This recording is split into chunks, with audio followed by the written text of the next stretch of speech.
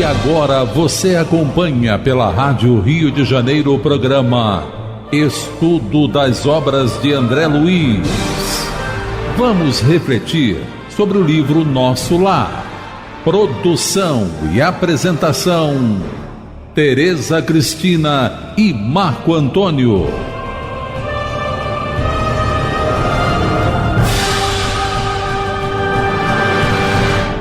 Amigos ouvintes da emissora da Fraternidade, Rádio Rio de Janeiro, novamente estamos aqui para darmos continuidade ao estudo da vida no mundo espiritual através da obra Nosso Lar. Obra que foi ditada pelo Espírito André Luiz e que foi psicografada pelas mãos abençoadas do missionário Francisco Cândido Xavier. Olá, caros ouvintes da Rádio Rio de Janeiro. Vamos começar o nosso estudo. Estamos no capítulo 42, a palavra do governador. No último programa, nós comentamos sobre o ambiente que foi preparado para que o governador de Nosso Lar fizesse a preleção para o Ministério da Regeneração. Falamos do cuidado, do apreço com que tudo foi cuidado. Falamos sobre a importância da música, favorecendo uma harmonização no ambiente. O Marco até comentou que quando íamos assistir a palestra do Divaldo no Grupo Espírita André Luiz, no Maracanã, que mal a gente entrava no salão, já o coral do grupo já estava cantando, para que os nossos pensamentos, vamos dizer assim, entre aspas, vulgares do dia a dia, não atrapalhassem o trabalho que a espiritualidade havia preparado desde muito cedo, porque a gente sabe que aqui, pelo menos aqui em todos os lugares onde aconteçam palestras, nos grupos espíritas, nas igrejas, com certeza, o ambiente tem que ser um ambiente de recolhimento, de tranquilidade, porque muita ajuda é ministrada pelos espíritos. Às vezes acontecem até cirurgias durante uma palestra, não é? Durante vamos dizer assim, na Igreja Católica, durante uma missa. Dependendo da necessidade, isso pode ocorrer. Então, no grupo André Luiz, até o Marco disse que era na rua Ibituruna, Deu mas endereço errado. O grupo Espírita André Luiz, ele fica na rua Jequibá, número 139, no Maracanã, no Rio de Janeiro. Era onde esquina com a Ibituruna, mas era onde aconteciam as incorporações de Dr. Bezerra de Menezes através do Divaldo. Mas então foi isso que a gente conversou. Vamos dar continuidade agora à leitura do capítulo. Nós estamos no parágrafo 14. Então vamos começar a leitura. Às 10 horas, chegou o governador acompanhado pelos 12 ministros da regeneração. Lembrando que todos os ministérios possuem 12 ministros. Como eles, no caso, o Ministério da Regeneração era o anfitrião do governador, nada mais justo que o governador se cercasse desses 12 ministros e provavelmente o Clarencio, não sei se o Clarencio era da Regeneração ou do Auxílio. Eu acho que o Clarencio era ministro do Auxílio. Do Auxílio, acho que sim. A veneranda é que é ministra da Regeneração. Então, estavam todos lá ao redor do governador. Nunca esquecerei o vulto nobre e imponente daquele ancião de cabelos de neve, que parecia estampar na fisionomia, ao mesmo tempo, a sabedoria do velho e a energia do moço, a ternura do santo e a serenidade do administrador consciencioso e justo. Alto, magro, envergando uma túnica muito alva, olhos penetrantes e maravilhosamente lúcidos, apoiava-se num bordão embora caminhasse com aprumo juvenil. Então, interessante, né? O André Luiz mostrando para a gente que o governador de nosso lar é um espírito que já alcançou um equilíbrio moral e intelectual, porque ele ao mesmo tempo, né, ele tem a sabedoria do idoso e a energia do moço, ele tem a ternura o amor e é um administrador consciencioso. Lembrando dessa questão do administrador consciencioso e justo, que anteriormente, em capítulos anteriores, naquele capítulo do problema da alimentação, ele teve a paciência, esperou, tentou conciliação, tentou explicação, ninguém aceitou, ele abriu os calabouços. Então, aí a Narcisa, parece que é ela que relata o André Luiz, ela fala, eu vi o comportamento de um espírito justo, né? Ela fala, manso, mais justo. Ele abriu os calabouços. Então, isso é um equilíbrio, porque a gente, para abrir o calabouço, abriu para prender. Calabouço é prisão, para prender. Sim. Porque a rebeldia era muito grande, ele queria se alimentar de qualquer jeito, como se alimentasse na terra, e aí não podia. Então, foram anos e anos, décadas de espera até conciliar. Até porque, né, a colônia portuguesa, imagina, o hábito, né, de alimentação. Complicado deixar, mas abriu suas prisões, os calabouços. E aí é isso que ela está falando aqui, ó. Ternura e serenidade ao mesmo tempo da justiça. Ele é um espírito que já conseguiu esse equilíbrio que todos nós estamos buscando, porque o espírito ele só consegue, né, numa visão poética, ele só consegue evoluir, se tornar um espírito superior, quando ele bate as duas asas, a da sabedoria e do amor, juntos. Porque aquele que é só razão, que é só raciocínio, ele peca, não é? Muitas das vezes a inteligência é perversa. Mas aquele que também é só sentimento, ele peca, porque ele fica muito na utopia, fica muito no deslumbre.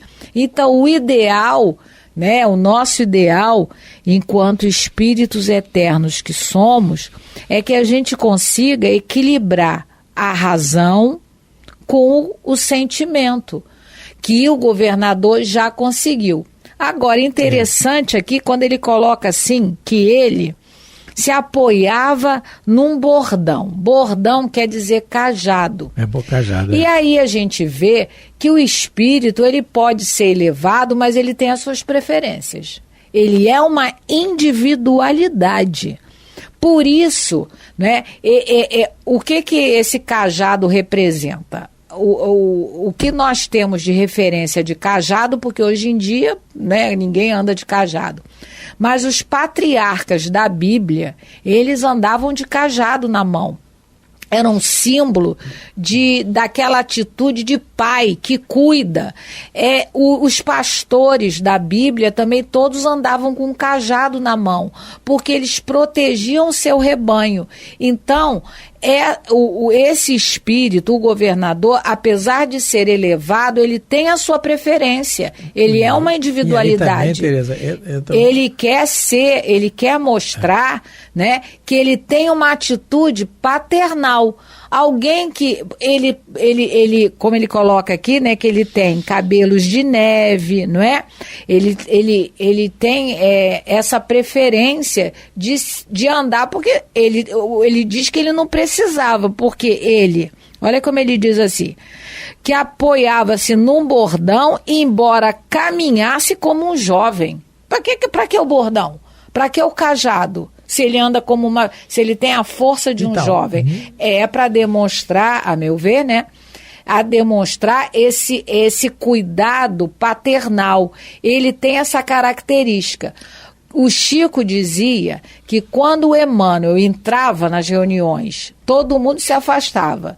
Doutor Bezerra, ao que parece, tem essa característica do governador, essa característica patriarcal, de paternidade, de todo mundo sabe que pode chegar junto. Quando o doutor Bezerra entrava nas reuniões, o Chico, né, na sua visão espiritual, todos os espíritos se acercavam dele para pedir uma coisa, para agradecer.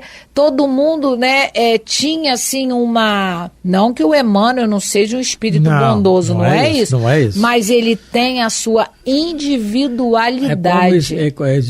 Além da individualidade, que realmente o que a Teresa está falando, né? O Emmanuel, Saulo, João Evangelista, por exemplo, Francisco de Assis, que a Joana de Anjos diz que é o émulo de Jesus, é o facsímile, que melhor assim, imita o jeito, vamos dizer assim, de Jesus na Terra. Então tem o jeito dele, Saulo tem o jeito dele, Isso. Paulo de Tarso, Paulo de Tarso tem o jeito dele. Então cada um com a sua individualidade, até chegar a transfundir o amor com a disciplina em Jesus, se tornarem um só. Por isso que o Emmanuel diz, né? Em Jesus para-se os processos de raciocínio. Como é que a gente vai transfundir o amor e a disciplina juntos, sem ser violento, não é? Então é isso, a individualidade. Agora, essa questão do cajado também, a gente pode raciocinar que há uma necessidade de quem está assistindo ver alguém com cajado e ter vamos dizer assim, uma respeitabilidade maior e tudo mais. Há uma necessidade de quem está assistindo ver aquilo. Isso é uma necessidade, às vezes, do espírito que está ali. Nós estamos lidando com doentes da regeneração. Eles estão vendo aquilo ali imponente, entendeu? Para alguns há necessidade ainda, como há necessidade de várias denominações religiosas para cada espírito no seu entendimento hoje em dia. Porque a gente está conjecturando aqui, porque ele não diz assim, gente, eu uso um cajado por causa disso. Eu tenho uma opinião, Marco tem outra. Eu concordo com a Teresa e eu tenho, além do que ela está falando, porque dessa questão do cajado, ele tem o jeito dele, a individualidade dele. Sim. Como a veneranda tem o dela. Sim. Mas como a irmã Clara no meu modo, dela. isso aí é bom a Teresa ter observado.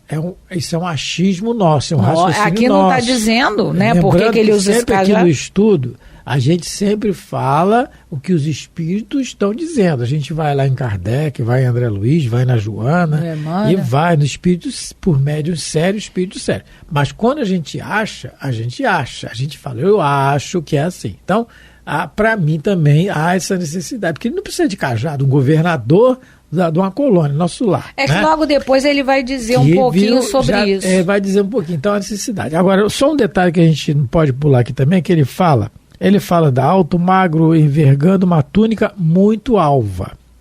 Parecida lá com a brilhante lá do pessoal exatamente. da União Divina. Olha só, vamos raciocinar aqui. Não é a túnica que ele botou uma túnica alva. Esse alva daqui da túnica, esse brilho, como é os espíritos lá de cima, que nós lemos da União Divina. Não usaram homo para lavar. Não, exatamente, não botou, como é o nome daquele negócio? Alvejante. Alvejante, não sei mais o que tem não usou isso não. Vanish. Isso, Vanish, eu lembrei agora. Vanish, caro pra caramba. Aí esse Vanish aí não usou isso. É o trabalho deles, como nós tínhamos lido aqui anteriormente. É o trabalho individual deles, esforço próprio. Isso. O livro, novamente, como programas anteriores, retratando, fazendo uma comparação com esse caso do alvejante aqui, e de muito alvo aqui de brilho. No livro Voltei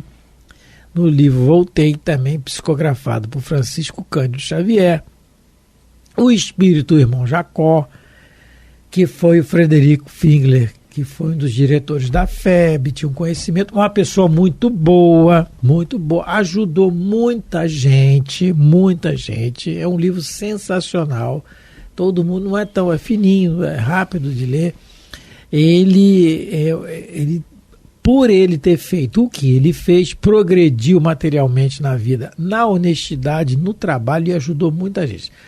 Só um detalhe que ele fez, na pandemia da gripe espanhola, que foi um desastre, porque nós tivemos o Covid aqui com toda a tecnologia que nós tivemos, e foi esse alvoroço, imagina a gripe espanhola, né? É que não tinha a mídia que tem hoje. Mas ele botou dezenas de pessoas dentro da sua casa para cuidar, desafiando a todo mundo. Isso é coragem, gente. Isso realmente é dar a vida pelo outro. Uma pandemia no início do século XX. Então foi uma pessoa muito boa. Ele escreve o livro e das decepções que ele teve quando desencarnou. Basicamente é isso. Então voltei ao nome do livro para escrever para vocês como deve ser o nosso comportamento real. É isso que ele está dizendo no livro. E aí a grande decepção dele foi que ele não tinha luz. Ele não brilhava, apesar de todo o comportamento, toda a ajuda que ele fez. Por quê? O sentimento, o que faz brilhar a luz, são os atos internos, é o sentimento da resignação, e da confiança em Deus, que retratado isso em nosso comportamento pela paciência, pela espera, e por tudo mais. Então isso que faz brilhar. Então, quando ele diz aqui a túnica multo-alvo, não é que ele botou o roupão branco, não é isso. Por que a gente está dizendo isso também, gente? Não é a roupa branca que vai dizer para nós que nós estamos bem com os bons espíritos. Não é isso. A cor da roupa não interessa. Isso não interessa de maneira nenhuma. O que interessa é o sentimento interno. Eu vou ler um pedacinho aqui do irmão Jacó, que o Marco se referiu. É um dos primeiros, né? A primeira coisa que ele se chocou foi quando ele viu a professorinha que tinha luz, ele não tinha. A recém-desencarnada como ele, ela chegou brilhando e ele já olhou que não tinha. E depois, quando ele está com a filha e com o amigo espiritual dele, o Andrade, ele fala assim: perguntei a Marta, que é a filha, de súbito, com a aspereza que me é própria, como é que vai brilhar se ele era áspero no falar? Se me seria possível avistar as autoridades administrativas ali sediadas. Mas a filha, amorosa e convincente, me pediu aguardasse mais tempo. Reparei, então, o halo de luz que a envolvia, e os traços brilhantes que cercavam Andrade, que é o amigo espiritual que recebeu ele. Fixando-me em seguida num demorado autoexame, meu corpo espiritual jazia tão obscuro quanto o veículo denso de carne. Compreendi o conselho e por pouco não me despenhei no desânimo lamentável.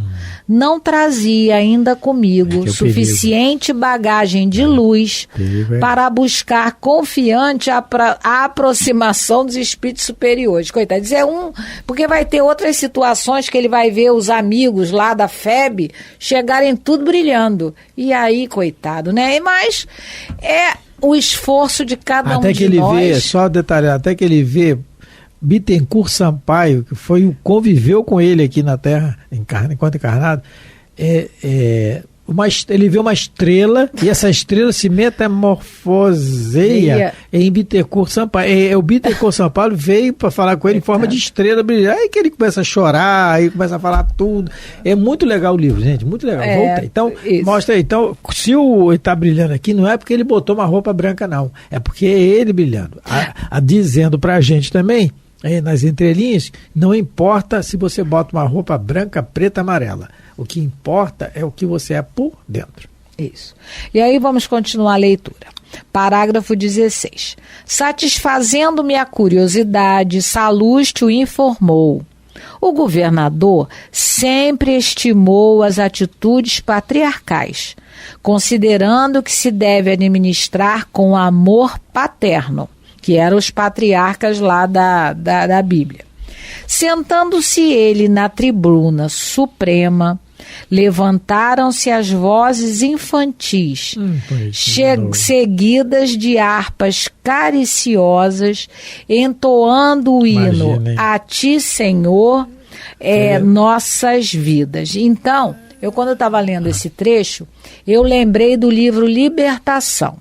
O livro Libertação, eu acho que é o capítulo 4, se eu não me engano, é o capítulo 4. Quando o André Luiz vai lá na cidade estranha, a pedido de Matilde, né, que é um espírito muito elevado, que quer ajudar o seu filho Gregório, que é um espírito dirigente lá de uma colônia, juiz de uma colônia das trevas. Quando o André Luiz chega lá e vai assistir uma cerimônia, eu até marquei aqui para a gente poder ler, deixa eu ver se eu acho aqui.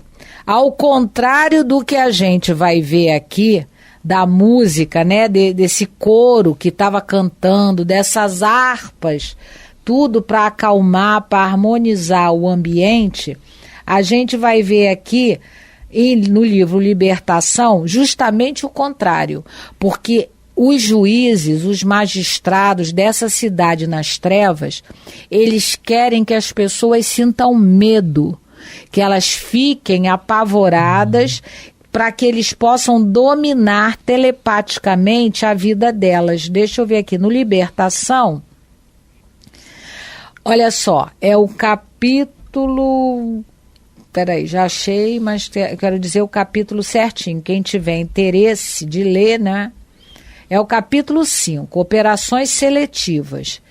Então, o André Luiz vai narrar para a gente o que ele assistiu nessa solenidade,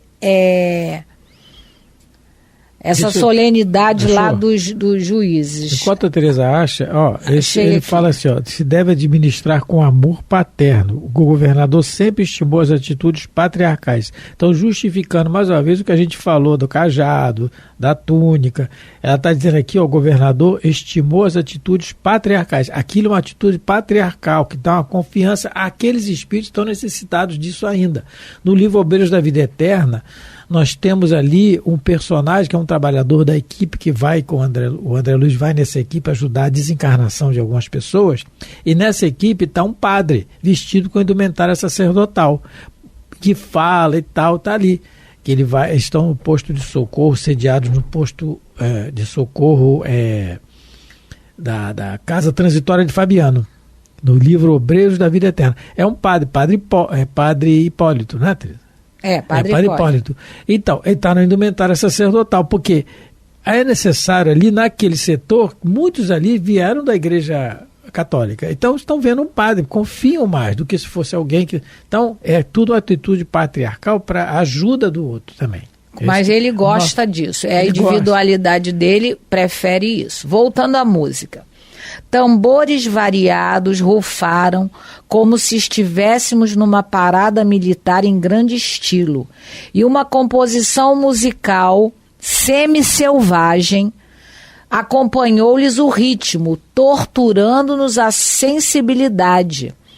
Terminando aquele ruído, um dos jogadores se levantou e dirigiu-se à massa popular. Nem lágrimas, nem lamentos, nem sentença condenatória, nem absolvição gratuita. Essa casa não pune nem recompensa. E aqui somos os distribuidores do sofrimento e somos mordomos do governo do mundo. Então, eles usaram a música semi-selvagem para impor um ambiente de medo, de terror, para que eles pudessem fazer o que eles queriam, que era castigar aqueles espíritos que na Terra, infelizmente, se desequilibraram e cometeram crimes. Então, a gente está vendo que a música ela pode ser usada... ela é neutra, quer dizer, ela afeta a alma como outra coisa não faz, ela chega na nossa alma, ela toca a nossa alma, mas ela pode ser manipulada, ela pode ser usada num instrumento que é uma harpa cariciosa, que é o que o André Luiz está falando, mas ela pode ser usada como um tambor, com uma música semi-selvagem, para botar para fora aquilo que a gente tem de pior. Para que a gente muito hoje em dia, infelizmente é o que a gente vê, como os espíritos trevosos manipulam a mente daqueles que trabalham com arte. Mas graças a Deus também estão chegando espíritos, né, que já estão trazendo novamente a beleza para a arte, a harmonia. Estão chegando, graças a Deus. É aquilo, e nós chegando ao fim a do pessoa nosso tem programa. O talento, estamos chegando ao fim. Tem o talento, mas usa o talento para o lado errado, vamos dizer assim, né? Então é isso. Mas é o nosso livre-arbítrio, estamos aí para aprender. Estamos terminando mais um programa. Agradecendo a atenção e o carinho de todos, esperamos ter contribuído para um melhor pensamento de raciocínio sobre a vida de todos nós. Muito obrigado a todos, fiquem com Deus. Muita paz a todos, agradecemos pelo acompanhamento do nosso estudo, porque é o que fazemos aqui juntos, estamos estudando, aproveitando o livro Nosso Lar, que nos traz mensagens excelentes para que a gente possa viver melhor. Muita paz a todos, Deus abençoe vossos lares. A Rádio Rio de Janeiro apresentou o programa Estudo das Obras de André Luiz. Produção e apresentação, Tereza Cristina e Marco Antônio.